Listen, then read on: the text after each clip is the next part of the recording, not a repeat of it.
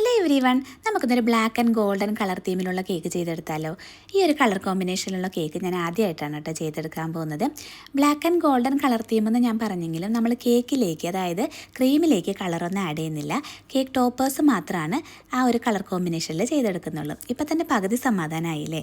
കാരണം കേക്ക് ഉണ്ടാക്കുന്നവർക്ക് അറിയാൻ പറ്റും നമ്മൾ എത്രത്തോളം കളർ ആഡ് ചെയ്താലാണ് ആ ഒരു ബ്ലാക്ക് ഷെയ്ഡിലേക്ക് കൊണ്ടുവരാൻ പറ്റുക എന്നുള്ളത്. അപ്പോൾ ഇതൊരു നമ്മുടെ പുതിയ കസ്റ്റമറാണ് കേട്ടോ ഓർഡർ വന്നിട്ടുള്ളത്. ഇൻസ്റ്റ വഴിയാണ് എന്നെ കോൺടാക്ട് ചെയ്തിട്ടുണ്ടായിരുന്നത്. ആദ്യം വേറെ 2 റെഫറൻസ് പിക്കാണ് അയച്ചു തന്നിട്ടുണ്ടായിരുന്നത്. അത് പക്ഷേ എൻ്റെ കയ്യിൽ കുറച്ച് സാധനങ്ങൾ ഇല്ലാത്തതുകൊണ്ട് തന്നെ ഏറ്റെടുക്കാൻ പറ്റിയില്ല. അപ്പോൾ മൂന്നാമത് അയച്ചു തന്നതാണ് ഈ ഒരു റെഫറൻസ് പിക്ക്. അപ്പോൾ ഇതിൽ നമുക്ക് കേക്കിലേക്ക് ഡാർക്ക് ഷെയ്ഡൊന്നും ചേർക്കേണ്ടാത്തതുകൊണ്ട് തന്നെ എനിക്ക് ടെൻഷനൊന്നും ഉണ്ടായിരുന്നില്ല. കുറച്ച് ഫോണ്ടൻ വർക്കുകൾ, ഫോണ്ടൻ കേക്ക് ടോപ്പേഴ്സ് ഉണ്ടാക്കിയെടുക്കാനേ ഉണ്ടായിരുന്നുള്ളൂ. അപ്പോൾ നമുക്ക് ഓൾറെഡി റെഫറൻസ് പിക്ക് നമ്മുടെ കയ്യിലിരിക്കുന്നതുകൊണ്ട് തന്നെ അത് നോക്കി ചെയ്യൽ മാത്രമേ ടാസ്ക് ഉണ്ടായിരുന്നുള്ളൂ. അപ്പോൾ റെഫറൻസ് പിക്ക് നോക്കി തന്നെ എല്ലാം ചെയ്ത് വെച്ച് കൊടുത്തിട്ടുണ്ട്. ആ മുസ്താഷ് ഞാൻ വെച്ച് കൊടുത്തിട്ട് ഇങ്ങനെ സ്ലൈഡ് ചെയ്ത് പോരുമായിരുന്നു കേട്ടോ. അതുകൊണ്ട് തന്നെ കുറച്ചധികം സ്റ്റിക്ക് കുത്തിക്കൊടുത്ത് നമ്മളത് സെക്യൂർ ചെയ്ത് അവിടെ വെച്ചിട്ടുണ്ട്. അപ്പോൾ കേക്കിലേക്ക് ഹാപ്പി ബർത്ത്ഡേ നജി എന്ന് വെക്കാൻ പറഞ്ഞിട്ടുണ്ടായിരുന്നു. അപ്പോൾ നജി എന്നുള്ളതും ഫോണ്ടൻറ്റിൽ തന്നെയാണ് കട്ട് ചെയ്ത് വെച്ച് കൊടുത്തിട്ടുള്ളത്.